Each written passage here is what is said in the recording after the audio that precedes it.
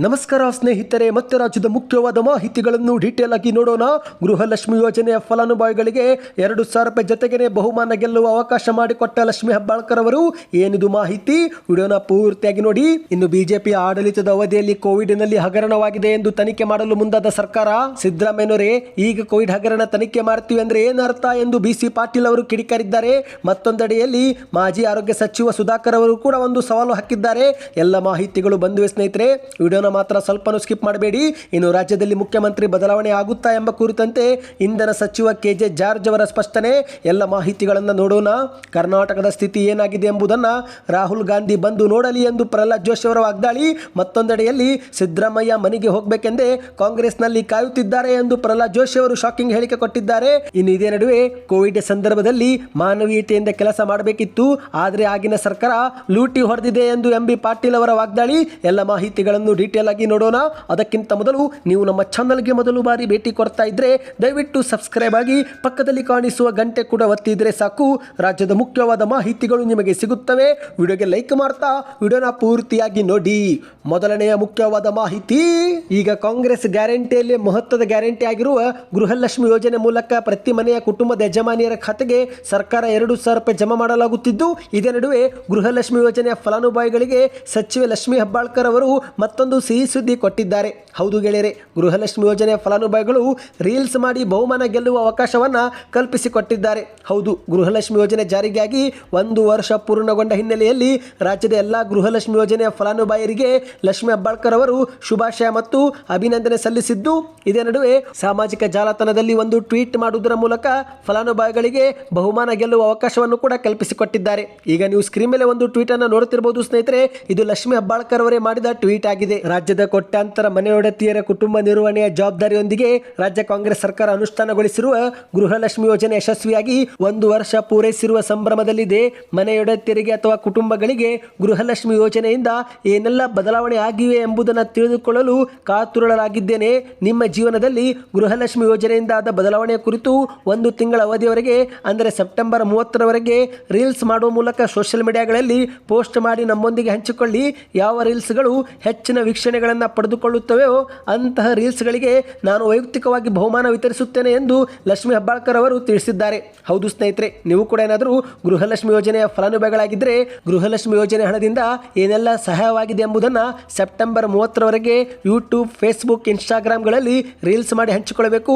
ಯಾವ ವಿಡಿಯೋಗೆ ಹೆಚ್ಚು ವ್ಯೂಸ್ ಬರುತ್ತೋ ಅಂತಹ 50 ಯಜಮಾನಿಯರಿಗೆ ವೈಯಕ್ತಿಕವಾಗಿ ಬಹುಮಾನ ಕೊಡುವುದಾಗಿ ಲಕ್ಷ್ಮಿ ಹೆಬ್ಬಾಳ್ಕರ್ ಅವರು ತಿಳಿಸಿದ್ದಾರೆ. ಇನ್ನೀಗ ಎರಡನೇ ಮುಖ್ಯವಾದ ಮಾಹಿತಿಗೆ ಹೋಗೋಣ ಸ್ನೇಹಿತರೆ. ಇಂದು ರಾಜ್ಯದಲ್ಲಿ ಕಾಂಗ್ರೆಸ್ ಸರ್ಕಾರ ಅಧಿಕಾರಕ್ಕೆ ಬಂದು 14 ತಿಂಗಳು ಕಳೆದಿದ್ದು, ಈ ಒಂದು 14 ತಿಂಗಳಲ್ಲಿ ಬಿಜೆಪಿ ನಾಯಕರು ಕಾಂಗ್ರೆಸ್ ಸರ್ಕಾರ ಮತ್ತು ಮುಖ್ಯಮಂತ್ರಿ ಸಿದ್ದರಾಮಯ್ಯರ ಮೇಲಿಂದ ಮೇಲೆ ಆರೋಪಗಳನ್ನು ಕೂಡ ಮಾಡ್ತಿದ್ದಾರೆ. ಇತ್ತೀಚೆಗಂತೂ ಮೂಡ ಹಗರಣ ರಾಜ್ಯದಲ್ಲಿ ಭಾರಿ ಸದ್ದು ಮಾಡಿದೆ. ಆದರೆ ಇದುವರೆಗೆ ಸುಮ್ಮನಿದ್ದಂತ ಕಾಂಗ್ರೆಸ್ ಸರ್ಕಾರ ಇದೀಗ ಬಿಜೆಪಿ ಅವಧಿಯಲ್ಲಿ ನಡೆದಿರುವ ಕೋವಿಡ್ ಹಗರಣ ತನಿಖೆಗೆ ಮುಂದಾಗಿದೆ. ಹೌದು ಸ್ನೇಹಿತರೆ, ಒಂದು ಕಡೆಯಲ್ಲಿ ಬಿಜೆಪಿ ನಾಯಕರು ಮುಖ್ಯಮಂತ್ರಿ ಸಿದ್ದರಾಮಯ್ಯ ಮತ್ತು ಕಾಂಗ್ರೆಸ್ ಸರ್ಕಾರದ ಕಾಲೆಳೆಯುತ್ತಿದ್ದರೆ, ಈಗ ಅದಕ್ಕೆ ತಿರುಗೇಟು ಎಂಬಂತೆ ಬಿಜೆಪಿಯವರ ಅವಧಿಯಲ್ಲಿ ಆಗಿರುವ ಕೋವಿಡ್ ಹಗರಣ ತನಿಖೆ ಮಾಡಲು ಕಾಂಗ್ರೆಸ್ ಸರ್ಕಾರ ನಿರ್ಧರಿಸಿದೆ. ಇದೇ ಒಂದು ಸರ್ಕಾರದ ನಿರ್ಧಾರಕ್ಕೆ ಮಾಜಿ ಸಚಿವ ಬಿಸಿ ಪಾಟೀಲ್ ಅವರು ಮುಖ್ಯಮಂತ್ರಿ ಸಿದ್ದರಾಮಯ್ಯರ ವಿರುದ್ಧ ಆಕ್ರೋಶ ವ್ಯಕ್ತಪಡಿಸಿದ್ದಾರೆ. ದಾವಣಗೆರೆ ನಗರದ ಅಪೂರ್ವ ಹೋಟೆಲ್ ಸಭಾಂಗಣದಲ್ಲಿ ಸುದ್ದಿಗಾರರ ಮುಂದೆ ಮಾತನಾಡಿದಂಥ ಬಿಸಿ ಪಾಟೀಲ್ ಅವರು, ಈಗ ಕಾಂಗ್ರೆಸ್ ಸರ್ಕಾರದವರು ಬಿಜೆಪಿ ಆಡಳಿತದ ಅವಧಿಯಲ್ಲಿ ಕೋವಿಡ್ ಹಗರಣ ನಡೆದಿದೆ ಎಂದು ಹೇಳುತ್ತಿದ್ದಾರೆ. ಈ ಒಂದು ಹಿಂದೆ ವಿಪಕ್ಷದಲ್ಲಿದ್ದಾಗ ಏಕೆ ಸುಮ್ಮನಿದ್ದರು ಎಂದು ಪ್ರಶ್ನೆ ಮಾಡಿದ್ದಾರೆ. ಆ ಸಮಯದಲ್ಲಿ ವಿಪಕ್ಷದ ಸ್ಥಾನದಲ್ಲಿದ್ದಾಗ ಸುಮ್ಮನಿದ್ದರೆಂದರೆ ಅವತ್ತು ಕೋವಿಡ್ ಹಗರಣದಲ್ಲಿ ಇವರಿಗೂ ಪಾಲು ಇತ್ತಾ ಎಂದು ಪ್ರಶ್ನೆ ಮಾಡಿದ್ದಾರೆ. ಹೌದು ಸ್ನೇಹಿತರೆ, ಮಾಧ್ಯಮಗಳ ಮುಂದೆ ಆಕ್ರೋಶ ವ್ಯಕ್ತಪಡಿಸಿದಂತೆ ಇವರು ಅಧಿಕಾರಕ್ಕೆ ಬಂದು 14 ತಿಂಗಳು ಸುಮ್ಮನಿದ್ರು. ಈ ಒಂದು ಹಿಂದೆ ನಮ್ಮ ಸರ್ಕಾರವಿದ್ದಾಗ ಇವರು ವಿಪಕ್ಷದಲ್ಲಿದ್ದರು, ಆವಾಗಲೂ ಕೂಡ ಸುಮ್ಮನಿದ್ರು. ಇದೀಗ ಏಕಾಏಕಿ ಕೋವಿಡ್ನಲ್ಲಿ ಹಗರಣವಾಗಿದೆ, ತನಿಖೆ ಮಾಡ್ತೀವಿ ಅಂದರೆ ಏನು ಅರ್ಥ ಎಂದು ಪ್ರಶ್ನೆ ಮಾಡಿದ್ದಾರೆ. ಅದೇನೋ ಬಿಚ್ಚಿಡ್ತೀನಿ ಅಂತ ಹೇಳ್ತಿರಲ್ಲ, ಬಿಚ್ಚಿಡಿ ನೋಡೋಣ ಎಂದು ಮಾಧ್ಯಮಗಳ ಮುಂದೆ ಸವಾಲು ಹಾಕಿದ್ದಾರೆ. ಇನ್ನು ಇದೇ ನಡುವೆ ಬಿಜೆಪಿಯವರು ಆಪರೇಷನ್ ಕಮಲ ಮಾಡುತ್ತಿದ್ದಾರೆ ಎಂಬ ಕಾಂಗ್ರೆಸ್ ಅವರ ಆರೋಪಕ್ಕೆ ಪ್ರತಿಕ್ರಿಯೆ ಕೊಟ್ಟಂತ ಬಿಸಿ ಪಾಟೀಲ್ ಅವರು, ಕಾಂಗ್ರೆಸ್ನಲ್ಲಿ 136 ಶಾಸಕರಿದ್ದಾರೆ, ನಾವು ಹೇಗೆ ಆಪರೇಷನ್ ಕಮಲ ಮಾಡಲು ಸಾಧ್ಯ ಎಂದು ಪ್ರಶ್ನೆ ಮಾಡಿದ್ದಾರೆ. ಈಗ ಕಾಂಗ್ರೆಸ್ನವರು 100 ಕೋಟಿಗೆ ನಮಗೆ ಖರೀದಿ ಮಾಡ್ತಾರೆ ಎಂದು ತಮ್ಮ ತಲೆಗೆ ತಾವೇ ಒಂದು ಹಣ ಕಟ್ಟಿಕೊಳ್ಳುತ್ತಿದ್ದಾರೆ. ಸರ್ಕಾರ ಅಸ್ಥಿರಗೊಳಿಸಬೇಕೆಂದರೆ 90 ಶಾಸಕರು ಬೇಕು. ಇದೆಲ್ಲ ಸಾಧ್ಯನಾ ಎಂದು ಬಿಸಿ ಪಾಟೀಲ್ ಅವರು ಪ್ರಶ್ನೆ ಮಾಡಿ ಆಪರೇಷನ್ ಕಮಲ ಇಲ್ಲ ಎಂದು ಸ್ಪಷ್ಟಪಡಿಸಿದ್ದಾರೆ. ಇನ್ನು ಮತ್ತೊಂದೆಡೆಯಲ್ಲಿ ಡಾಕ್ಟರ್ ಸುಧಾಕರ್ ಅವರು ಕೂಡ ಕಿಡಿಕಾರಿದ್ದಾರೆ. ಹೌದು ಸ್ನೇಹಿತರೆ, ರಾಜ್ಯ ಸರ್ಕಾರದ ವಿರುದ್ಧ ಈಗಾಗಲೇ ಮೂಡಾ ಮತ್ತು ವಾಲ್ಮೀಕಿ ಹಗರಣ ಆರೋಪ ಕೇಳಿ ಬಂದಿದ್ದು, ಇದೇ ಬೆನ್ನಲ್ಲೇ ಬಿಜೆಪಿಗೂ ಕೂಡ ಕಾಂಗ್ರೆಸ್ ಸರ್ಕಾರ ಶಾಕ್ ಕೊಟ್ಟಿದೆ. ಆದರೆ ಕೋವಿಡ್ ಹಗರಣ ಮಾಡುತ್ತೇವೆ ಎಂಬ ಕುರಿತಂತೆ ಇದೀಗ ಸರ್ಕಾರ ನಿರ್ಧಾರ ಮಾಡುತ್ತಿದ್ದಂತೆ ಮಾಜಿ ಸಚಿವ ಡಾಕ್ಟರ್ ಸುಧಾಕರ್ ಅವರು ಕೂಡ ಕಾಂಗ್ರೆಸ್ ಸರ್ಕಾರಕ್ಕೆ ಸವಾಲು ಹಾಕಿದ್ದಾರೆ. ಹೌದು ಸ್ನೇಹಿತರೆ, ಈ ಒಂದು ಹಿಂದೆ ಕೋವಿಡ್ ಬಂದಾಗ ಆರೋಗ್ಯ ಸಚಿವರಾಗಿ ಡಾಕ್ಟರ್ ಸುಧಾಕರ್ ಅವರು ಕಾರ್ಯನಿರ್ವಹಿಸುತ್ತಿದ್ದರು. ಆದರೆ ಇದೀಗ ಕಾಂಗ್ರೆಸ್ ಸರ್ಕಾರ ಕೋವಿಡ್ ಕಾಲದಲ್ಲಿ ಹಗರಣವಾಗಿದೆ ಎಂಬ ಹೇಳಿಕೆ ಕೊಟ್ಟಿದ್ದು ಪರೋಕ್ಷವಾಗಿ ಸುಧಾಕರ್ ಅವರ ಮೇಲೇನೆ ಬರುವ ಸಾಧ್ಯತೆ ಇದೆ. ಇದೇ ನಡುವೆ ಮಾಜಿ ಸಚಿವ ಸುಧಾಕರ್ ಅವರಿಗೆ ಸಂಕಷ್ಟ ಶುರುವಾಗಿದೆ ಅನ್ನೋ ಪ್ರಶ್ನೆ ಇದೀಗ ಉದ್ಭವಿಸಿದೆ. ಹೌದು ಸ್ನೇಹಿತರೆ, ಯಾಕಂದ್ರೆ ಇದೀಗ ಈ ಒಂದು ಹಿಂದೆ ಕೋವಿಡ್ ವೇಳೆ ಒಂದು ಹಗರಣ ನಡೆದಿದೆ ಎಂಬ ಒಂದು ವರದಿ ಮುಖ್ಯಮಂತ್ರಿ ಸಿದ್ದರಾಮಯ್ಯನವರ ಕೈ ಸೇರಿದೆ. ಒಂದಲ್ಲ ಎರಡಲ್ಲ, ಬರೋಬ್ಬರಿ 7,000 ಕೋಟಿ ರೂಪಾಯಿ ಹಗರಣವಾಗಿದೆ ಎಂದು ಹೇಳಲಾಗುತ್ತಿದೆ. ಹೌದು, ಉಪಕರಣಗಳ ಖರೀದಿ, ಆಕ್ಸಿಜನ್ ಖರೀದಿ, ವೆಂಟಿಲೇಟರ್ ಸೇರಿದಂತೆ PPE ಕಿಟ್ ಮತ್ತು ಔಷಧಿ ಖರೀದಿ ಸೇರಿದಂತೆ ಹಲವು ಜಾಗದಲ್ಲಿ ಎಷ್ಟು ಹಣ ಖರ್ಚು ಮಾಡಲಾಗಿದೆ ಮತ್ತು ಎಲ್ಲೆಲ್ಲಿ ಖರೀದಿ ಮಾಡಲಾಗಿದೆ ಎಂಬ ಕುರಿತಂತೆ ಒಂದು ವರದಿ ಇದೀಗ ಮುಖ್ಯಮಂತ್ರಿ ಸಿದ್ದರಾಮಯ್ಯನವರ ಕೈ ಸೇರಿದೆ. ಇದೇ ಒಂದು ವಿಚಾರಕ್ಕೆ ಡಾಕ್ಟರ್ ಸುಧಾಕರ್ ಅವರು ಮಾಧ್ಯಮಗಳ ಮುಂದೆ ಮಾತನಾಡಿದ್ದು, ಕೋವಿಡ್ ಕಾಲದಲ್ಲಿ ನಾನು ಬಹಳ ನಿಷ್ಠೆಯಿಂದ ಕೆಲಸ ಮಾಡಿದ್ದೇನೆ. ಯಾವುದೇ ಕಾನೂನು ಬಾಹಿರ ಕೆಲಸ ನಾನು ಮಾಡಿಲ್ಲ. ಈಗ ಕಾಂಗ್ರೆಸ್ಸಿಗರು ಮಾಡುತ್ತಿರುವ ಆರೋಪಗಳನ್ನು ರಾಜಕೀಯವಾಗಿ ಮತ್ತು ಕಾನೂನಾತ್ಮಕವಾಗಿ ನಾನು ಎದುರಿಸುತ್ತೇನೆ. ಕೋವಿಡ್ ವೇಳೆಯಲ್ಲಿ ಯಡಿಯೂರಪ್ಪ ಅವರ ನೇತೃತ್ವದಲ್ಲಿ ಒಂದು ಟಾಸ್ಕ್ ಫೋರ್ಸ್ ರಚನೆ ಮಾಡಲಾಗಿತ್ತು. ಯಾವುದೇ ತೀರ್ಮಾನವಿದ್ದರೆ ಅದರ ಮೂಲಕವೇ ತೆಗೆದುಕೊಳ್ಳಬೇಕಾಗುತ್ತಿತ್ತು. ಕೋವಿಡ್ ವೇಳೆಯಲ್ಲಿ ಎಲ್ಲರೂ ಸೇರಿನೇ ಗುಣಾಕಾರ ಮತ್ತು ಭಾಗಾಕಾರ ಮಾಡಿದ್ದಾರೆ. ಹಾಗಾಗಿ ನಾನು ಆತ್ಮವಂಚನೆ ಮಾಡಿಕೊಳ್ಳದೆ ನಾನು ಕೆಲಸವೂ ಕೂಡ ಮಾಡಿದ್ದು, ಕಾಂಗ್ರೆಸ್ಸಿಗರ ಈ ಒಂದು ಆರೋಪವನ್ನು ನಾನು ಸವಾಲಾಗಿ ಸ್ವೀಕಾರ ಮಾಡುತ್ತೇನೆ ಮತ್ತು ಎದುರಿಸುತ್ತೇನೆ ಎಂದು ಸುಧಾಕರ್ ಅವರು ಹೇಳಿಕೆ ಕೊಟ್ಟಿದ್ದಾರೆ. ಇನ್ನಿದೀಗ ಮತ್ತೊಂದು ಮುಖ್ಯವಾದ ಮಾಹಿತಿಗೆ ಹೋಗೋಣ ಸ್ನೇಹಿತರೆ. ರಾಜ್ಯದಲ್ಲಿ ಕಾಂಗ್ರೆಸ್ ಸರ್ಕಾರ ಬಂದಾಗಲಿಂದಲೂ ಕೂಡ ಮುಖ್ಯಮಂತ್ರಿ ಸ್ಥಾನ ಬದಲಾವಣೆ ಕುರಿತಂತೆ ಸಾಕಷ್ಟು ಚರ್ಚೆಗಳಾಗಿದ್ದು, ಆದರೆ ಇತ್ತೀಚೆಗೆ ಮತ್ತೆ ಅರವಿಂದ್ ದೇಶಪಾಂಡೆ ಅವರು ಒಂದು ಶಾಕಿಂಗ್ ಹೇಳಿಕೆಯನ್ನು ಕೊಟ್ಟಿದ್ದಾರೆ. ನನಗೂ ಕೂಡ ಸಿಎಂ ಆಗುವ ಆಸೆ ಇದೆ, ಆದರೆ ಸಿದ್ದರಾಮಯ್ಯನವರು ಅನುಮತಿ ಕೊಡಬೇಕು ಎಂಬ ಹೇಳಿಕೆಯನ್ನು ಕೊಟ್ಟಿದ್ದಾರೆ. ಹೌದು ಗೆಳೆಯರೆ, ಮಾಧ್ಯಮಗಳ ಮುಂದೆ ಮಾತನಾಡುವ ವೇಳೆ ನನಗೂ ಕೂಡ ಮುಖ್ಯಮಂತ್ರಿ ಆಗುವ ಆಸೆ ಇದೆ. ಕಾಂಗ್ರೆಸ್ನ ಹೈಕಮಾಂಡ್ ನಾಯಕರು ನನಗೆ ಮುಖ್ಯಮಂತ್ರಿ ಹುದ್ದೆ ಕೊಟ್ಟರು, ನನಗೆ ಸಿದ್ದರಾಮಯ್ಯನವರೇ ಅನುಮತಿ ಕೊಡಬೇಕು, ಆಗ ಮಾತ್ರ ನಾನು ಸಿಎಂ ಸ್ಥಾನ ಸ್ವೀಕರಿಸುತ್ತೇನೆ ಎಂಬ ಹೇಳಿಕೆಯನ್ನು ಕೊಟ್ಟಿದ್ದಾರೆ. ಇನ್ನು ಇದು ಒಂದು ಕಡೆ ಆದರೆ ಮತ್ತೊಂದೆಡೆಯಲ್ಲಿ MB ಪಾಟೀಲ್ ಅವರು ಕೂಡ ನನಗೂ ಮುಖ್ಯಮಂತ್ರಿ ಆಗುವ ಆಸೆ ಇದೆ, ಆದರೆ ದುರಾಸೆ ಇಲ್ಲ ಎಂದು ಕೂಡ ಸ್ಪಷ್ಟಪಡಿಸಿದ್ದಾರೆ. ಈ ಮೂಲಕ ರಾಜ್ಯದಲ್ಲಿ ಮತ್ತೆ ಮುಖ್ಯಮಂತ್ರಿ ಬದಲಾವಣೆ ಚರ್ಚೆ ಶುರುವಾಗಿದೆ. ಇದೇ ಒಂದು ಎಲ್ಲ ವಿಚಾರಕ್ಕೆ ಕೋಲಾರ ಜಿಲ್ಲೆಯಲ್ಲಿ ಇಂಧನ ಇಲಾಖೆ ಸಚಿವರಾಗಿರುವ KJ ಜಾರ್ಜ್ ಅವರು ಸ್ಪಷ್ಟಪಡಿಸಿದ್ದಾರೆ. ಹೌದು ಗೆಳೆಯರೆ, ಮಾಧ್ಯಮಗಳ ಮುಂದೆ ಮಾತನಾಡಿದಂಥ KJ ಜಾರ್ಜ್ ಅವರು 5 ವರ್ಷ ಮಾತ್ರವಲ್ಲ 10 ವರ್ಷಗಳ ಕಾಲ ಕರ್ನಾಟಕದಲ್ಲಿ ಕಾಂಗ್ರೆಸ್ ಸರ್ಕಾರ ಅಧಿಕಾರದಲ್ಲಿ ಇರುತ್ತೆ. ನಾವೆಲ್ಲರೂ ಸಿಎಂ ಸಿದ್ದರಾಮಯ್ಯನವರ ಪರವಾಗಿ ಇದ್ದೇವೆ. ಯಾವುದೇ ಕಾರಣಕ್ಕೂ ಕರ್ನಾಟಕದಲ್ಲಿ ಸಿಎಂ ಬದಲಾವಣೆ ಇಲ್ಲ, ಸಿದ್ದರಾಮಯ್ಯನವರೇ ಮುಖ್ಯಮಂತ್ರಿಯಾಗಿ ಮುಂದುವರಿಯುತ್ತಾರೆ ಎಂದು ಮಾಧ್ಯಮಗಳ ಮುಂದೆ ತಿಳಿಸಿದ್ದಾರೆ. ಸಿದ್ದರಾಮಯ್ಯ ಮತ್ತು DK ಶಿವಕುಮಾರ್ ಇರುವವರೆಗೂ ಕಾಂಗ್ರೆಸ್ ಪಕ್ಷವನ್ನು ಯಾರೂ ಕೂಡ ಏನು ಮಾಡೋಕ್ಕೆ ಆಗೋದಿಲ್ಲ. BJP JDSನವರು ಇಂದು ಇಲ್ಲ ಸಲ್ಲದ ಆರೋಪ ಮಾಡಿ ತೇಜೋವಧೆ ಮಾಡೋಕ್ಕೆ ಪ್ರಯತ್ನ ಪಡ್ತಿದ್ದಾರೆ. ಆದರೆ ನಾವು 136 ಕಾಂಗ್ರೆಸ್ ಶಾಸಕರು ಕಲ್ಲು ಬಂಡೆಯಂತೆ ಇದ್ದೇವೆ ಎಂದು ಕೋಲಾರದಲ್ಲಿ ಹೇಳಿಕೆ ಕೊಟ್ಟಿದ್ದಾರೆ. ಬಡವರಿಗೆ ಕಾಂಗ್ರೆಸ್ ಪಕ್ಷ ಅನುಕೂಲ ಮಾಡಿದಷ್ಟು ಯಾವುದೇ ಪಕ್ಷ ಮಾಡಿಲ್ಲ. ಬಿಜೆಪಿಯವರು ಬಡವರಿಗಾಗಿ ಏನಾದರೂ ಮಾಡಿದ್ದಾರಾ ಎಂದು ಪ್ರಶ್ನೆ ಮಾಡಿದ್ದಾರೆ. ಇಂದು ಕಾಂಗ್ರೆಸ್ ಸರ್ಕಾರ 56,000 ಕೋಟಿ ರೂಪಾಯಿನ ಗ್ಯಾರಂಟಿಗಳಿಗಾಗಿ ಕೊಡ್ತಾ ಇದೆ. 10 ವರ್ಷಗಳಿಂದ ಕೇಂದ್ರದಲ್ಲಿ ಬಿಜೆಪಿ ಸರ್ಕಾರವಿದೆ.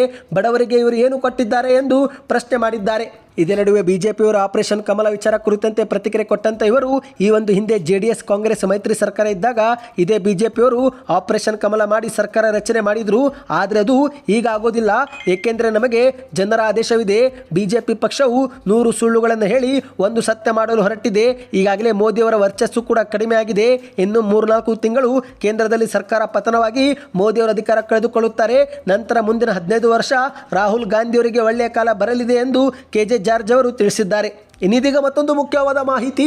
ಕರ್ನಾಟಕದ ಸ್ಥಿತಿ ಏನಾಗಿದೆ ಎಂಬುದನ್ನು ರಾಹುಲ್ ಗಾಂಧಿ ಬಂದು ನೋಡಲಿ ಎಂದು ಕೇಂದ್ರದ ಸಚಿವ ಪ್ರಹ್ಲಾದ್ ಜೋಶಿ ಅವರು ಹುಬ್ಬಳ್ಳಿಯಲ್ಲಿ ಮಾತನಾಡಿದ್ದಾರೆ. ಹೌದು ಸ್ನೇಹಿತರೆ, ಮಾಧ್ಯಮಗಳ ಮುಂದೆ ವಾಗ್ದಾಳಿ ಮಾಡಿದಂಥ ಪ್ರಹ್ಲಾದ್ ಜೋಶಿ ಅವರು ಇಂದು ರಾಜ್ಯದಲ್ಲಿ ಸಿಎಂ ಮತ್ತು DCM ಜನ ಕಲ್ಯಾಣ, ಜನರ ಹಿತ, ಅಭಿವೃದ್ಧಿಗೆ ಬದ್ಧತೆ ತೋರದೆ ತಮ್ಮ ತಮ್ಮ ಕುರ್ಚಿ ಉಳಿಸಿಕೊಳ್ಳಲು ರಾಜಕೀಯ ಡೊಂಬರಾಟ ಮಾಡ್ತಿದ್ದಾರೆ. NDA ಸರ್ಕಾರ ಇರುವ ಕಡೆಗೆ ರಾಹುಲ್ ಗಾಂಧಿ ಓಡೋಡಿ ಹೋಗ್ತಾರೆ. ಆದರೆ ತಮ್ಮದೇ ಸರ್ಕಾರ ಇರುವ ಕರ್ನಾಟಕ ರಾಜ್ಯಕ್ಕೆ ಬಂದು ಒಮ್ಮೆ ಇಲ್ಲಿನ ಸ್ಥಿತಿಯೂ ಕೂಡ ನೋಡಲಿ ಎಂದು ಪ್ರಹ್ಲಾದ್ ಜೋಶಿ ಅವರು ವಾಗ್ದಾಳಿ ಮಾಡಿದ್ದಾರೆ. ಮತ್ತೆ ಮುಂದುವರೆದು ಮಾತನಾಡಿ, ರಾಜ್ಯದ ಕಾಂಗ್ರೆಸ್ ಸರ್ಕಾರ ಜನರ ಕಲ್ಯಾಣಕ್ಕೆ ಮುಂದಾಗದೆ ರಾಜಕೀಯ ಡೊಂಬರಾಟದಲ್ಲಿ ತೊಡಗಿದೆ. ಜನರ ಕಲ್ಯಾಣಕ್ಕಾಗಿ 136 ಸೀಟು ಗೆದ್ದಿಸಿಕೊಟ್ಟಿದ್ದಾರೆ. ಆದರೂ ಕೂಡ ಅಧಿಕಾರದಲ್ಲಿದ್ದಂತೆ ಇವರು ಯಾವ ರೀತಿ ನಡೆದುಕೊಳ್ಳುತ್ತಿದ್ದಾರೆ ಎಂಬುದನ್ನು ರಾಹುಲ್ ಗಾಂಧಿ ಬಂದು ನೋಡಲಿ ಎಂದು ವಾಗ್ದಾಳಿ ಮಾಡಿದ್ದಾರೆ. ಈ ಬಗ್ಗೆ ಮುಖ್ಯಮಂತ್ರಿ ಮತ್ತು ಉಪಮುಖ್ಯಮಂತ್ರಿಯವರು ಕೂಡ ಒಮ್ಮೆ ಆತ್ಮಾವಲೋಕನ ಮಾಡಿಕೊಳ್ಳಲಿ ಎಂದು ಆಕ್ರೋಶ ವ್ಯಕ್ತಪಡಿಸಿದ್ದಾರೆ. ಇಂದು ಕರ್ನಾಟಕದಲ್ಲಿ ಮಳೆ ಹಾನಿ ಬೆಳೆ ಹಾನಿಯಾಗಿದೆ, ಜನರ ಜೀವನ ಅಸ್ತವ್ಯಸ್ತಗೊಂಡಿದೆ. ಈ ಬಗ್ಗೆ ಕಾಂಗ್ರೆಸ್ ಸರ್ಕಾರಕ್ಕೆ ಕಿಂಚತ್ತೂ ಕಾಳಜಿನೇ ಇಲ್ಲ ಎಂದು ಆರೋಪ ಮಾಡಿದ್ದಾರೆ. ಕೇಂದ್ರದ ಸರ್ಕಾರ ರೈತರಿಗಾಗಿ ಹೆಸರು, ಸೂರ್ಯಕಾಂತಿ, ಉದ್ದಿನಕಾಳು, ಸೋಯಾಬೀನನ್ನು ಬೆಂಬಲ ಬೆಲೆಯಲ್ಲಿ ಖರೀದಿಸಲು ತ್ವರಿತ ಅನುಮತಿ ಕೊಟ್ಟಿದೆ. ಆದರೂ ಕೂಡ ಕರ್ನಾಟಕದಲ್ಲಿ ಇದುವರೆಗೆ ಸೂಕ್ತ ತಯಾರಿಯನ್ನೇ ಮಾಡಿಕೊಳ್ಳಲಾಗಿಲ್ಲ ಎಂದು ವಾಗ್ದಾಳಿ ಮಾಡಿದ್ದಾರೆ. ಇಂದು ಕರ್ನಾಟಕ ರಾಜ್ಯಗಳಲ್ಲಿ ರಸ್ತೆಗಳೆಲ್ಲ ಹದಗೆಟ್ಟು ಹೋಗಿದೆ. ರಾಜ್ಯ ಸರ್ಕಾರ ರಸ್ತೆಗೆ ಅಭಿವೃದ್ಧಿಗೂ ಕೂಡ ಮುಂದಾಗಿಲ್ಲ. ಕನಿಷ್ಠ ರಸ್ತೆಗೆ ತೇಪೆ ಹಾಕುವ ಕೆಲಸವೂ ಕೂಡ ಆಗಿಲ್ಲ. NDA ಸರ್ಕಾರ ಇರುವ ಕಡೆಗೆ ಓಡೋಡಿ ಹೋಗುವ ರಾಹುಲ್ ಗಾಂಧಿ ಆದರೆ ತಮ್ಮದೇ ಕಾಂಗ್ರೆಸ್ ಸರ್ಕಾರ ಇರುವ ಕರ್ನಾಟಕಕ್ಕೆ ಬಂದು ನೋಡಲಿ, ಇಲ್ಲಿನ ಆಡಳಿತ ಮತ್ತು ಅಭಿವೃದ್ಧಿ ಏನಾಗಿದೆ ಎಂಬುದನ್ನು ತಿಳಿಯಲಿ ಎಂದು ಪ್ರಹ್ಲಾದ್ ಜೋಶಿ ಅವರು ವಾಗ್ದಾಳಿ ಮಾಡಿದ್ದಾರೆ. ಇನ್ನಿದೀಗ ಕೊನೆಯ ಮುಖ್ಯವಾದ ಮಾಹಿತಿಗೆ ಹೋಗೋಣ. ಕೋವಿಡ್ ಸಂದರ್ಭದಲ್ಲಿ ಮಾನವೀಯತೆಯಿಂದ ಕೆಲಸ ಮಾಡಬೇಕಿದ್ದಂಥ ಸರ್ಕಾರ ಲೂಟಿ ಹೊಡೆದಿದೆ ಎಂದು MB ಪಾಟೀಲ್ ಅವರು ಕೂಡ ವಾಗ್ದಾಳಿ ಮಾಡಿದ್ದಾರೆ. ಬೆಂಗಳೂರಿನಲ್ಲಿ ಸುದ್ದಿಗೋಷ್ಠಿಯಲ್ಲಿ ಮಾತನಾಡಿದಂಥ MB ಪಾಟೀಲ್ ಅವರು ಕೋವಿಡ್ ಸಂದರ್ಭದಲ್ಲಿ ಮಾನವೀಯತೆಯಿಂದ ಕೆಲಸ ಮಾಡಬೇಕಾಗಿತ್ತು, ಆದರೆ ಅವರು ಲೂಟಿ ಹೊಡೆದು ಹೋಗಿದ್ದಾರೆ. ಕೋವಿಡ್ ಸಂದರ್ಭದಲ್ಲಿ ಅಂದಿನ ಸರ್ಕಾರ ಸಾವಿರಾರು ಕೋಟಿ ಲೂಟಿ ಮಾಡಿದೆ. ಆ ಒಂದು ವೇಳೆಯಲ್ಲಿ ನಮ್ಮ ಖಾಸಗಿ ವೈದ್ಯಕೀಯ ಕಾಲೇಜಲ್ಲೇ ನಾವು ಕಡಿಮೆ ದರದಲ್ಲಿ ಗುಣಮಟ್ಟದ ಚಿಕಿತ್ಸೆ ಕೊಟ್ಟಿದ್ದೆವು. ಅದು ನಮ್ಮ ಜವಾಬ್ದಾರಿಯೂ ಕೂಡ ಆಗಿತ್ತು. ಆದರೆ ಬಿಜೆಪಿಯವರು ಕಳಪೆ ಮಟ್ಟದ ಉಪಕರಣ ಬಳಕೆ ಮಾಡಿ ಸಾವು ನೋವಿನ ಸಂದರ್ಭದಲ್ಲೂ ಕೂಡ ಲೂಟಿ ಮಾಡಿರುವುದು ಸರಿಯಲ್ಲ ಎಂದು ವಾಗ್ದಾಳಿ ಮಾಡಿದ್ದಾರೆ. ಈಗ ಕೋವಿಡ್ ಹಗರಣದಲ್ಲಿ ಡಾಕ್ಟರ್ ಸುಧಾಕರ್ ಅವರು ಭಾಗಿಯಾಗಿರುವುದು ಸತ್ಯವಾಗಿದೆ. ಕ್ಯಾಬಿನೆಟ್ ಅನುಮತಿ ಇಲ್ಲದೆ ಬಹಳ ಭ್ರಷ್ಟಾಚಾರ ಅವರು ಮಾಡಿದ್ದಾರೆ. ಎಲ್ಲದರ ತನಿಖೆ ಆಗುತ್ತೆ, ಎಲ್ಲವನ್ನು ಕೂಡ ನಾವು ಹಂತಕ್ಕೆ ಕೊಂಡೊಯ್ಯುತ್ತೇವೆ ಎಂದು ಮಾಧ್ಯಮಗಳ ಮುಂದೆ ಹೇಳಿಕೆ ಕೊಟ್ಟಿದ್ದಾರೆ. ಇವತ್ತಿಗೆ ಎಷ್ಟೇ ಇತ್ತು ಸ್ನೇಹಿತರೆ, ಈ ಎಲ್ಲ ಮಾಹಿತಿಗಳು ಇಷ್ಟವಾಗಿದ್ದರೆ ವಿಡಿಯೋಗೆ ಲೈಕ್ ಮಾಡಿ. ಇದೇ ರೀತಿ ಮಾಹಿತಿ ಪಡೆಯಲು ಚಾನಲ್ಗೆ ಸಬ್ಸ್ಕ್ರೈಬ್ ಮಾಡಿ. ವಿಡಿಯೋ ಏನಾದರೂ ಪೂರ್ತಿಯಾಗಿ ನೋಡಿದರೆ ಕಂಪ್ಲೀಟ್ ವಿಡಿಯೋ ಅಂತ ಕಮೆಂಟ್ ಕೂಡ ಮಾಡಿ.